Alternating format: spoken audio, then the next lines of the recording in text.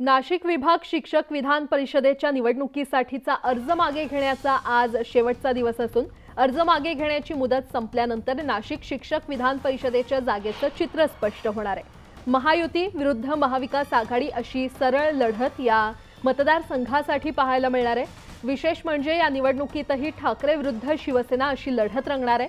अनेक नाट्यमय घडामोडीनंतर काही उमेदवारांनी आपले अर्ज परत घेतले, मात्र आजच्या शेवटच्या दिवशी अजून कोण अर्ज मागे घेणार याकडे उत्तर महाराष्ट्राचं लक्ष लागलंय।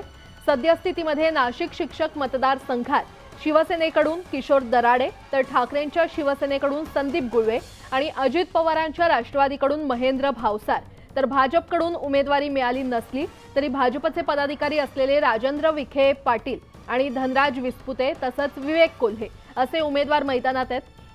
दुपारी 3 वाजेपर्यंत माघारीची मुदत होती आणि संध्याकाळी 4 वाजता अंतिम यादी समोर आल्यानंतर नाशिक शिक्षक मतदारसंघाचं चित्र स्पष्ट होणार आहे।